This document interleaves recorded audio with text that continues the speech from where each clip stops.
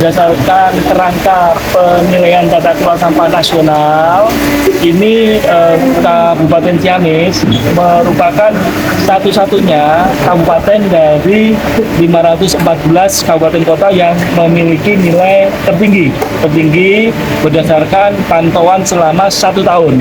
Jadi pantauan dilakukan 1 tahun, termasuk di tempat pemrosesan akhir sampah. Jadi TPA-nya Ciamis sudah kontrol landfill sehingga nilainya relatif tinggi. Kemudian secara makro beberapa parameter yang diukur mulai dari sistem penganggaran, kemudian sumber daya manusianya, kemudian fasilitasnya. Jadi semua kabupaten kota itu fasilitas seperti ini. Ini namanya bank sampah induk. Di bawahnya ada bank sampah unit. Nah, kemudian ada beberapa TPS 3R, TPST. Nah, ini semua secara nasional dihitung. Nah, Ciamis ini nilainya hari ini paling tinggi, sehingga potensial kepadanya mendapat reward sebagai kota bersih atau dalam predikat potensi adipura. Namun untuk memastikan itu, kami dengan tim sebelum gelaran itu diberikan melakukan ground check langsung pada sudut-sudut kotanya. Di beberapa sudut kota kita masih melihat beberapa hal yang harus terus ditingkatkan oleh Bapak Bupati dan jajarannya. Tetapi secara teknis ini harus diakui hampir di seluruh komponen desa, komponen masyarakat Ciamis telah memilah sampahnya. Bahkan pada tadi teman-teman wartawan melihat langsung pada rumah yang terkecil pun, yang sangat-sangat sederhana, mohon maaf, itu sudah memilah sampahnya. Waktu kita tanya, kenapa? Karena sampahnya bisa dijual. Paling 75 kalau banyak sampahnya. Disetor kemana, Pak? Itu di atas. Berarti ini dipilah sendiri, Pak? Dipilah-pilah Bapak. Iya. Kalau nggak dipilih mah nggak ada. Sekali sedikit, kalau banyak kesana ke tempat sekali ya. Iya. Iya. Tapi kalau sedikit, kalau banyak mah kesana. Jadi kemudian kita coba cek beberapa desa lain juga semuanya pilah sampahnya sudah dilakukan. Namun yang low value masih sebagian dilakukan pembakaran dan sebagian ada yang dimasukkan sungai. Nah, ini yang kemudian tugas Pak Bupati menyempurnakan ini.